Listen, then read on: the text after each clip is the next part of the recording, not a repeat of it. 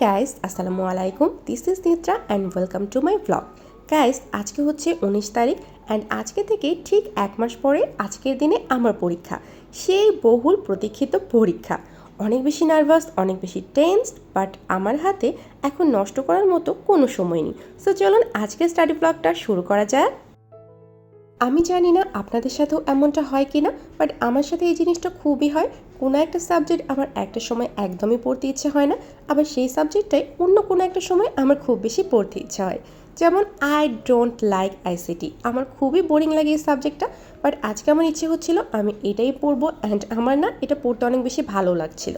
So আমি আজকে study সেশনটা ICT দিয়ে শুরু করলাম অ্যান্ড এখন পর্যন্ত আমি আমার কোনো টু ডু লিস্ট বানাইনি, কিচ্ছু করিনি, জাস্ট আমি পড়ে যাচ্ছি বিকজ আমার এটা ভালো লাগছে।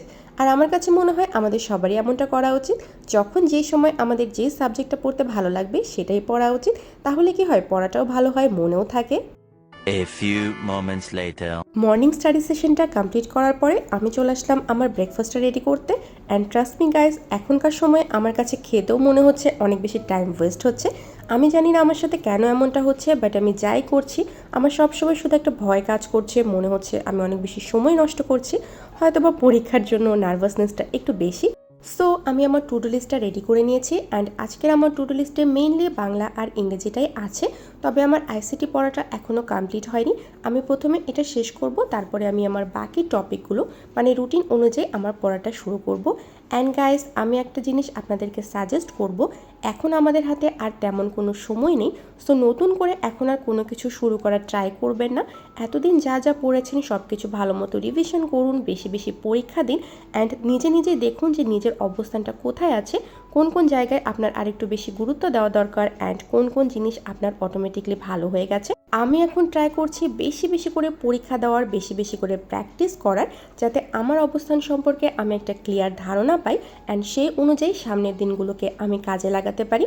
আপনাদেরকেও আমি সাজেস্ট করব এখন এই সময়টা বেশি বেশি করে পরীক্ষা দিন অ্যান্ড আপনার যে সাবজেক্টটা মনে হচ্ছে অনেক বেশি ভালো মতো হয়েছে সেটা আরও ভালো মতো পড়ুন, যাতে পরীক্ষার সময় এই জিনিসগুলোতে আপনার কোনো সমস্যা না হয়।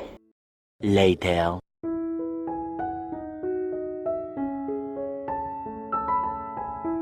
সো গাইস, লাঞ্চ করার পরে আমি চলে আসলাম আমার রুমে অ্যান্ড আমি 10 মিনিটের একটা ব্রেক নিয়েছিলাম, তারপরে আমি এখন আমার স্টাডিটা শুরু করলাম। আজকের পুরো সকালটাই আমি আইসিটি পড়েছি, যদিও সেটা আমার আজকের টু ডু লিস্টে ছিল না, বাট আমার ওটা পড়তে ভালো লাগছিল। সো যতটুকু পড়া সম্ভব আমি সেটা পড়েছি অ্যান্ড এখন ফাইনালি আমি আমার লিস্ট অনুযায়ী পড়া শুরু করছি। অ্যান্ড আমি প্রথমে বাংলা দিয়ে শুরু করলাম আর এর সাথে আমি একটু বাদাম ভেজে নিয়ে এসেছি, বিকজ বাদাম খেয়ে আমি আমার বুদ্ধি বাড়াবো অ্যান্ড পরীক্ষায় অনেক ভালো করব। সো যাই হোক, বেডে বসে আমার পড়া হচ্ছিল না, একটু পরপর ঘুম পাচ্ছিল। সো আমি 1 কাপ চা বানিয়ে আমার পড়ার টেবিলে চলে আসলাম অ্যান্ড আমার পড়াটা এখানেই এখন আমি কন্টিনিউ করব। সো আমি সন্ধি পড়ছি অ্যান্ড সন্ধি আজকে আমি লাস্ট বারের মতো রিভিশন করছি। আজকে একদম কমপ্লিটলি সব কিছু পড়ে ফেলবো অ্যান্ড তারপরে একদম পরীক্ষার আগে আরেকবার রিভিশন করব। তো আমি কি করেছি, যা যা পড়েছি সব কিছু খাতায় লিখে নিয়েছি, এরপর এগুলোর অ্যান্সারগুলো আমি লিখছিলাম অ্যান্ড আমি পড়ার আর লেখার মাঝখানে একটু ব্রেক রেখেছিলাম, যাতে একদম ইনস্ট্যান্ট আমি সব কিছু না লিখি, কারণ ইনস্ট্যান্ট আমাদের সবারই সব কিছু মনে থাকে। একটু গ্যাপ দিয়ে যদি আমরা লেখাটা লিখি তাহলে বোঝা যায় যে জিনিসটা আমাদের কতটা মাথায় আছে বা কতটা মাথায় নেই। 2 hours later.